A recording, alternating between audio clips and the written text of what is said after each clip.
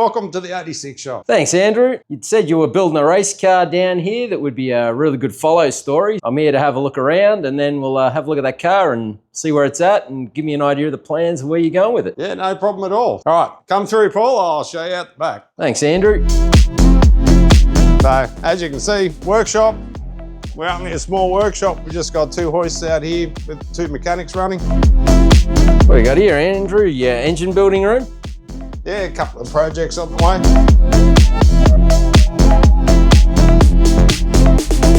So this is a car, me G36 Turbo kit, new GR86. Oh, yeah. How's it performing? Made 240 kilowatts on 8 PSI on petrol. A lot of fun. Yeah, okay, awesome. And nice kit, really good setup. Real good fitment? Yep. So, Paul, this is a car we're building for a good friend and a customer of mine who lives in New Zealand now.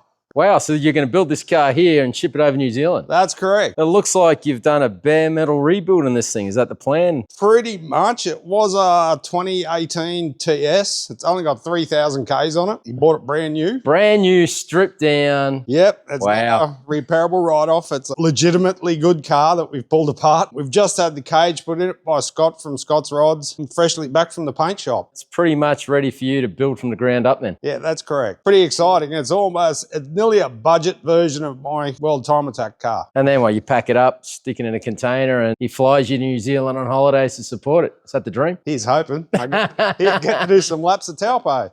Fantastic. So, yeah, it'll be pretty cool. Tell me, let's start at the engine bay. What's the plans? What are we putting in here? It's got a fully built 2-litre FA20 by PVS in Sydney. So fully built, what does that entail? It's got dart mid-sleeve. Okay, so seriously built. Big heads, cams, yep. Lower compression. Runs a G3770 turbo on it. Made 430 or 40 kilowatts on the hub at PVS. Yeah, okay. It's a pretty serious bit of gear. Oh, definitely. Runs the SME's prototype dry sump kit on it. That'll be interesting to see how that goes. Okay, never run one of those before? Well, it's the first one. When you say prototype, you mean... I really mean prototype. Okay, so no. This is the first car with his dry sump kit he's trying to develop. Then it's mated to a factory OEM gearbox with PAR straight cut gear set in it. That was built by PVS as well in Sydney. It's a full Motech car, Motech ECU, Motech dash. So this is a fairly serious full built race car. He spent quite a lot of money. It's to get the Bosch Motorsport ABS, full Alcon front and rear brake kit. Yeah, the guys down at World Time Attack and even the local scene, they've had nothing but good things to say about that Bosch ABS. They tell me you pretty much have got a dial sitting there and you can have the ABS exactly how you want it. It really is a game changer, especially in these cars once you start pushing them hard. So you can take the grip of the tyres right to that limit. Yeah, correct. Without getting a bum, bum, bum, bum in. Yeah.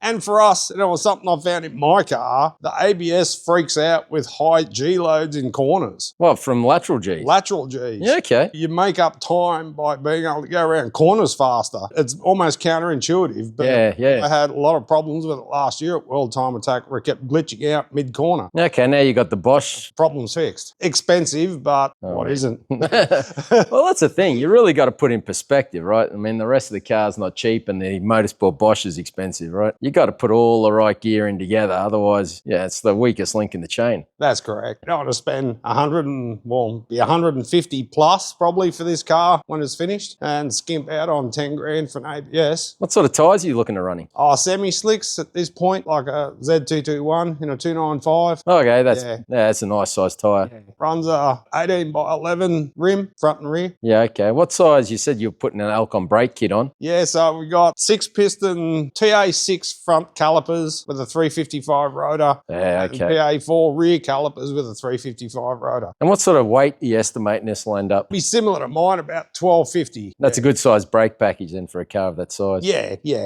He's not a serious racer. He's got the money to have a fast car. And I guess the thing is, if he's got the money, even if he's not serious, he's got a car that's never going to give him a nightmare. Once you finish, you can show up to the track, have fun, get it maintained, and that's it. Not that endless chasing gremlins. That's the plan. As you can see, we've done quite a bit of work in the front end just to get everything so it's all boxed up properly. Yeah. Everything's basically foam taped and taped together. You get maximum cooling effect. I'm pretty big on making sure our cars can run in like Queensland type weather in summer, even at high horsepower. Yeah, I was going to say you've already started fabricating up all the cooling ducts. That intercooler looks pretty big. What are we talking? What sort of radiator, intercooler? It's actually got a Verus radiator and fan kit that they used to sell. That's the SME Spec R intercooler. Okay. Oil cooler one side and gearbox cooler the other side, the two radiators. Okay. And brake ducting? It's just going to have the Verus brake ducting that we sell on our website. I guess that gets fitted after you put the bumper Yeah. and goes in with the rest of the fabrication work. Yeah. A fabricated aluminium crash bar that we made for it. Yeah, okay. So then you can custom mount everything off that. So, Oh, really cool. as you can see, everything, it's all custom. Suspension. What are you planning to put in here? What sort of shocks? Runs MCA Red Series suspension front and rear. Very nice. It's got the full hard race catalogue in the rear end, all adjustable arms, top, upper and lower. Polyurethane bushes throughout. No, at this point, we still run the standard rubber bushes in the front end. Haven't found any need to change them. So the factory setup does the job. Does pretty well. Yeah, okay. So even the MCA car runs factory arms in the front. What, they're full time attack? Yeah. Wow. Pretty hard to believe, but it's true. Yeah, okay. Sway bars? This car runs white line front and rear, sway bars. Yeah, okay. Much stiffer than factory? Just one size up. We don't get too crazy about sway bars. Yeah. So you keep the chassis nice and compliant? Keep it so it'll move around a bit. You got such a low center of gravity in these cars. It's not like normal cars with an engine that sits up high. You don't have as much roll control problems. People get too excited and put too big a sway bars in them. Car doesn't handle properly. Yeah, exactly. Yeah. And I don't know what it's like in New Zealand, but at Queensland, if you need that compliance, all our racetracks have bumps in them and all that. Yeah. All the character. So without that compliance, you end up skipping and... That's right. Yeah, correct. That's one thing that people get wrong with these cars. They make them too stiff. Yeah, okay. Yeah, that's just something we've learned over many years of doing this. No, you've done a lot of racing. Yeah. and won a lot of stuff too. Yeah, So. and had success. That's probably the important thing to throw on the end of that. Yeah, that's right. So it's not like we're sort of coming from a point of don't know what we're doing. Yeah, so exactly. it's a tried and true formula that we've been developing for a long time. So I guess the last thing to talk about then is the fuel system. What are we looking at? What sort of fuel surge control have you got in place for this car? we still keep the factory tank. Yep. It's a saddle tank that sits nice and low in the car. And then we pump into a custom surge tank that's mounted underneath the car that's 3.5 litres. Yeah, and then we good. run two Bosch 044 pumps that are triggered separately by the Motech. Yeah, that sounds like the right sort of capacity in my mind. You think about QR, you go around turn 1, turn 2, you need fuel control with the fuel and even the oil, but up the side for both of those corners before you come out. So you need to do your maths that you'll be pumping fuel for that period of time. And Yeah.